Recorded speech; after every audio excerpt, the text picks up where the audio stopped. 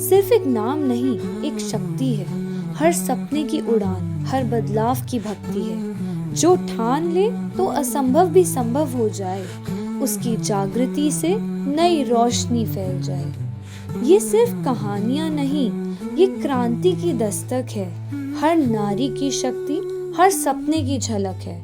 आज हम मिलेंगे उन आवाजों से जिन्होंने नई परिभाषाएं लिखी हैं। चलिए सुनते हैं, महसूस करते हैं और साथ चलते हैं इस बदलाव की ओर। Today we have a champion for women's rights and education.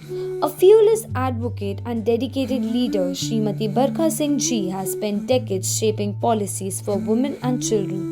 As the longest serving chairperson of the Delhi Commission for Women DCW, she worked tirelessly to uplift and protect women's rights. Twice elected to the Delhi Legislative Assembly, she has been a strong voice for change, leading the Women and Child Welfare Committee with unwavering commitment. Her passion for education led to the founding of Anubhav Shiksha Kendra in 1998, a school for slum children that later merged with Delhi Public School RK Puram, a landmark achievement in inclusive education. Her advocacy for the 25% EWS quota in private schools was a game changer, earning her recognition from Dr. APJ Abdul Kalam. Honored with the prestigious Tribhasha Sammelan Award by Dr. Fakhruddin Ali Ahmad, Barkha Singh's journey is one of the resilience, leadership, and an unshakable commitment to social justice. Her legacy continues to inspire. A leader, a change maker, a voice for the voiceless. For having us on board. Ma'am, you have been a powerful voice in Indian politics, which has historically been male dominant. And what inspired you to step into this space, and what challenges did you face as a woman? I'll speak in Hindi. Okay. Sure, ma'am. First of all thank you, धन्यवाद आपका बहुत बहुत। और हम ये कह सकते हैं कि बिकॉज मेरे हस्बैंड की पॉलिटिकल फैमिली बैकग्राउंड उनका पॉलिटिकल है और वो पॉलिटिक्स में थे, तो मेरे लिए थोड़ा आसान ये रहा कि ऑलरेडी प्लेटफॉर्म हमें मिला। Otherwise I am a poetess, I am a writer, I have written books also. तो वो एक वो सोशल वर्क करने की इच्छा हमेशा से मन में थी, बट आफ्टर मैरिज वो फैमिली ये वो सब में बिजी हो गए, then I left my poetry वाला जॉब।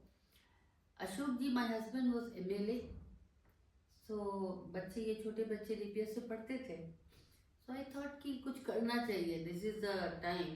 बच्चे स्कूल चले जाते हैं, खाली हैं हम, तो टाइम का हमें इस्तेमाल करना चाहिए। तो I met Mrs doctor Shyama Chona and doctor Manju Kumar वहाँ पे उनकी असिस्टेंट होती थी। मैंने डॉक्टर श्यामा चोना से बात करी कि मैम आप हमारा स्कूल जो है आफ्टरनून शिफ्ट पे खाली रह जाता है, 1 बजे छुट्टी होती है, बच्चे चले जाते हैं, खाली होता, तो क्यों ना हम ये गरीब जो बच्चे हैं हमारी कॉन्स्टिट्यूंसी के, बिकॉज अशोक जी आर के पुरम से थे, तो हमने कहा यहाँ पे जो गरीब बच्चे हैं हम इनको आफ्टरनून शिफ्ट में पढ़ाना शुरू करें, और ये एक बिटवीन एक छोटे अमीर गरीब के बीच में पुल भी होगा।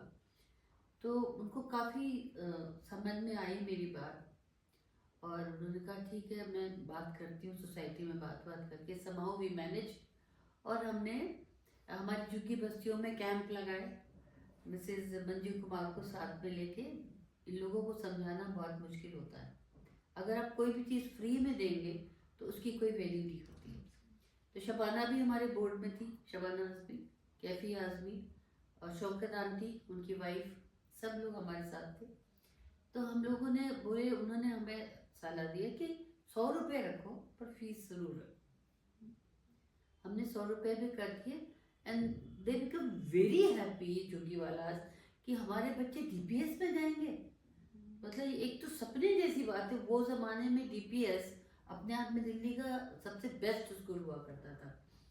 तो वो खैर हमने 400 बच्चों से ये शुरू किया, और बहुत सारी मतलब पेरेंट्स की, बॉर्निंग के पेरेंट्स की हमने चैलेंजेस एक्सेप्ट करी, उनको बोले हम बच्चों को निकाल लेंगे, आपके बच्चे गंदगी फैलाएंगे, पर हम लोगों ने बहुत प्यार से और बहुत वो कहते हैं ना, अगर इंसान की इच्छा शक्ति हो और वो करना चाहे तो nothing is impossible. We ladies can do anything.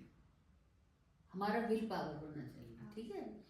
तो हम लोगों ने हम औरतों ने मिलके, हमने कोई पैसा नहीं खर्च किया, किसी से कोई उधार नहीं लिया, हमने भी नहीं डाला, ना किसी और ने डाला। हमने सिर्फ सर्कुलर, एक स्कूल का फायदा उठाया कि सर्कुलर निकाला मिसेस चोना ने मॉर्निंग के बच्चों को, कि आप अपने बच्चों की जो बुक्स हैं वो आफ्टरनून के बच्चों को गिफ्ट कर दीजिए। इनके बाद जो इनके ड्रेसेस हैं वो रैप करके ड्राई क्लीन करा के आफ्टरनून में उसको दे दीजिए। जो टॉयज हैं ये है वो, इस तरह से करके वो हमारा छोटा सा एक जो सपना था वो बहुत बड़ा बन गया।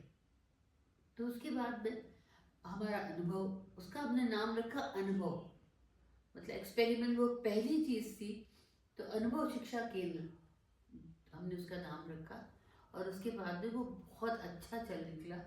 पूरे आर के पुरम की झुग्गियों के बच्चे वहाँ पे पढ़ने के लिए जाते थे। इवन वसंत विहार, आनंद निकेतन, शांति निकेतन, वेस्टर्न, जो पॉश लोकेलिटीज़ है हमारे यहाँ की, उनकी जो नौकरानियाँ होती थी वो मालकिन से कहती, बहन जी मैडम हमारे बच्चे का एडमिशन उस स्कूल में करवा दो मैडम को बोल के, क्योंकि जहाँ आपका बेटा पढ़ता है। तो ये बड़ी प्राइड, बड़ी उनके लिए उसकी बात थी कि जहाँ मैडम का बच्चा पढ़ता है वहाँ मेरा बच्चा भी पढ़ता है। तो इस तरह से हम लोगों ने एक सफ़र शुरू किया। और फिर चूँकि ये डीडीए की लैंड होती है, और डीडीए में वो होता है कि आप 25% गरीब के बच्चों को, स्कूल है तो 25% उसको आप उनको कंसेशन देंगे, हॉस्पिटल है तो भी देंगे, लेकिन देता वेता कोई नहीं। इसको मैंने पूरा स्टडी करने के बाद में, अशोक जी मिले थे, उन्होंने भी किया, और फिर हमने भी थोड़ा उसके ऊपर वर्क किया। वर्क करने के बाद 2003 में जब हम पहला चुनाव लड़े, तो वो अपना सोशल वर्क से, क्योंकि मेरा बहुत रहता था मन, इसकी मदद करो उसकी मदद, महिलाओं के लिए बहुत काम करना, कोई भी महिला कष्ट में है वहाँ पहुँच जाना, कुछ करना। तो वो हम 2000 चुनाव में मुझे मिसेस गांधी ने बुला के टिकट दिया।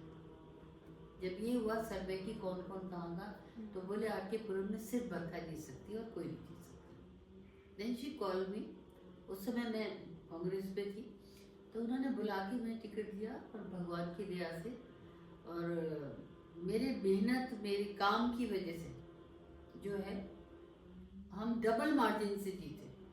जो अशोक जी जीते थे उससे डबल मार्जिन से जीते। फिर उसके बाद मैंने फिर अपना काम शुरू किया, क्योंकि हमें एक प्लेटफॉर्म मिल गया। देखिए काम करने को तो कोई भी कर सकता है, आप कर सकते हैं, हम कर सकते हैं, कोई भी, लेकिन अगर आपको कोई पोजीशन मिल जाती है ना, तो हमें उसका थोड़ा फ़ायदा होता है कि हम बजाय इधर उधर जाने के, इससे मांगो उससे मांगो, रिक्वेस्ट करो, तो हमें अगर अथॉरिटी होती है तो हम वो काम इजीली करवा सकते हैं।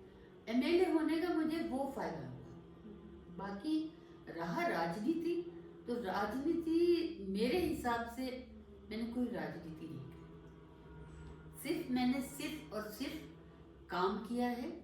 जितने पॉजिटिव काम थे, लोगों की जो नेसेसरीज थी, जो लोगों की ज़रूरियात थी, उनको सबको पूरा किया, और अपने एरिया का डेवलपमेंट दबा के किया। कि उसके बाद आज तक, मतलब आज 23 कितने साल हो गए, 27 साल हो रहे हो गए, नहीं हाँ 27 के करीब हो रहे, उतना डेवलपमेंट वही किया पड़ा हुआ है।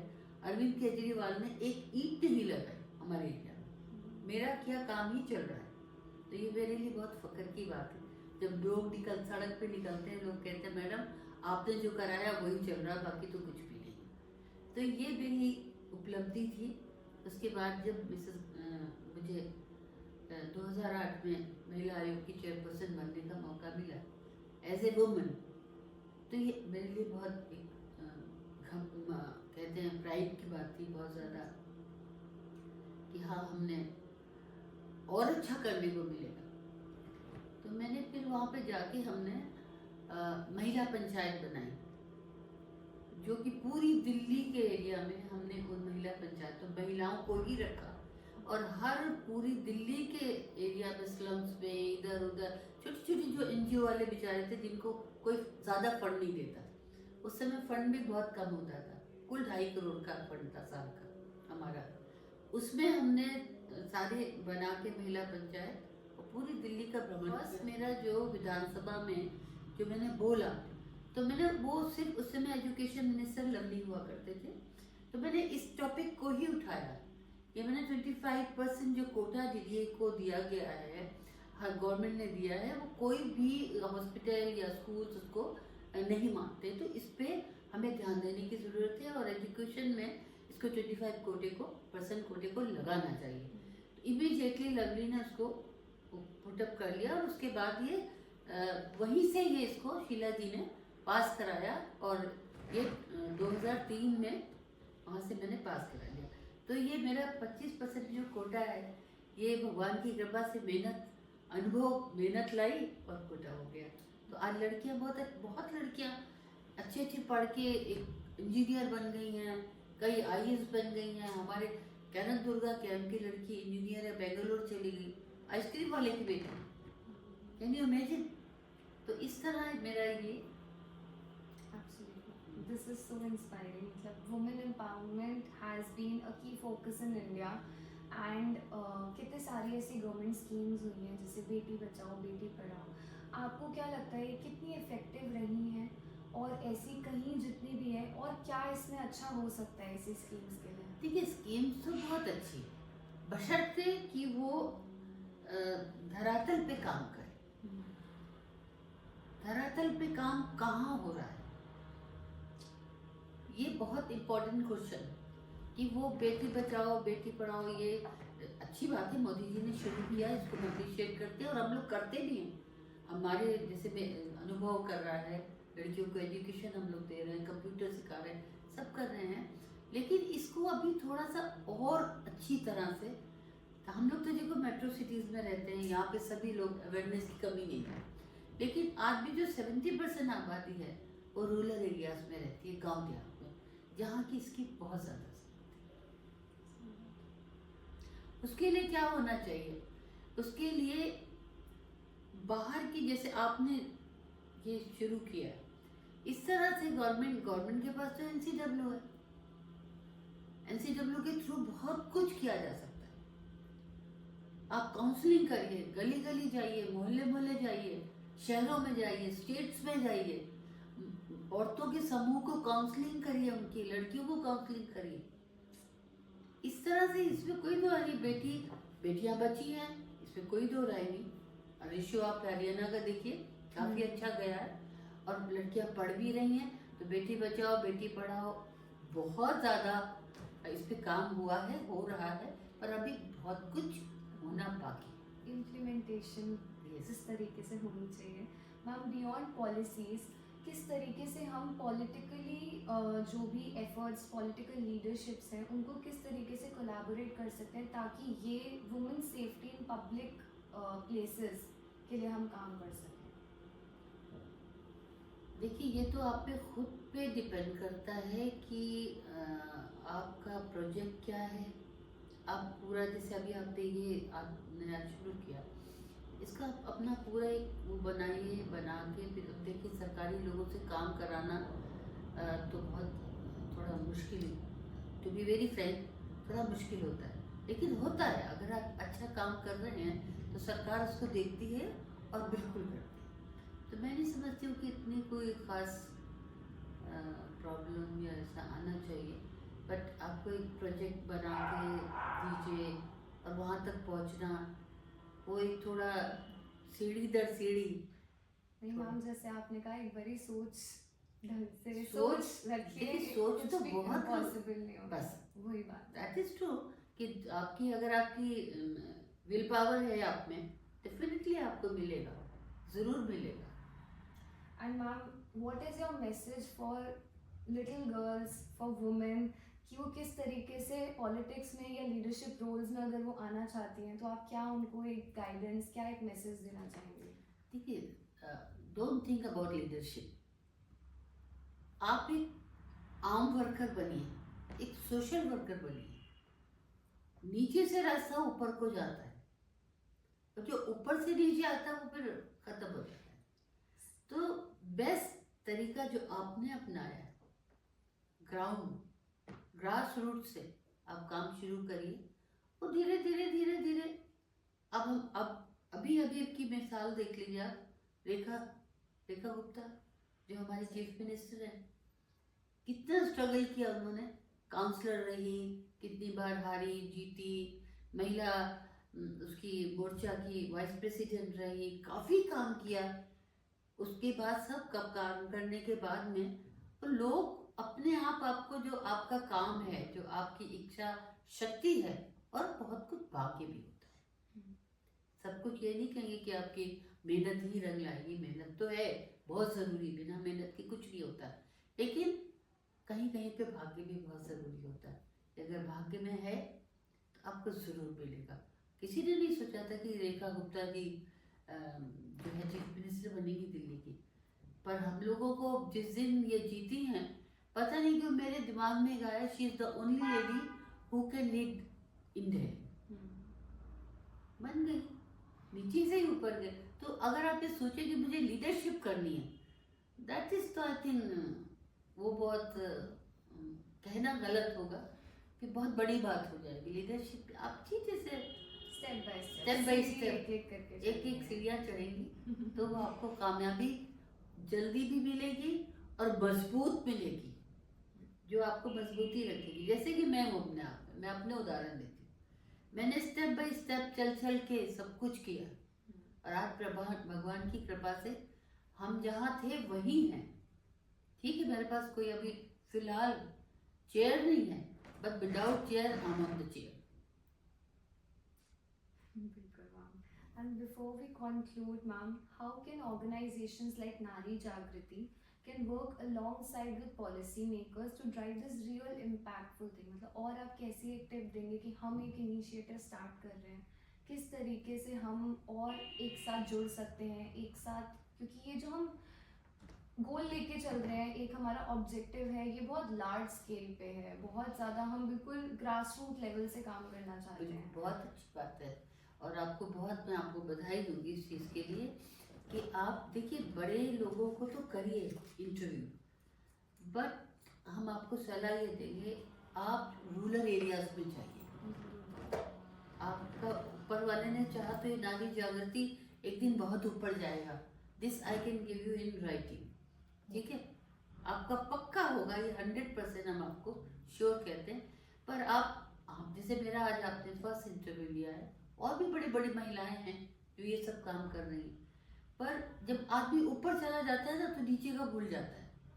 आप नीचे से शुरू करिए, आप किसी एक एरिया को पकड़िए, फिर दूसरे एरिया में जाइए, लेडीज़ को, जो ग्रास रूट्स पे लेडीज़ काम कर रही हैं, उनसे इंटरव्यू करिए, उनसे बात करिए। और इसमें कोई दो राय नहीं कि आपका नारी जागृति बहुत आगे जाएगा। आपकी सोच बहुत अच्छी है, जो आपने प्लान बनाए हैं वो सब बहुत अच्छी है, आपको बहुत बहुत बधाई। और मतलब मेरे तो थोड़ा सा ऐसे भी हो रहा है कि वाकई नारी जागृति नाम भी बहुत सुंदर रखा है आपने, ज़रूर जागृति होगी, इसमें कोई दो राय नहीं। शुक्रिया।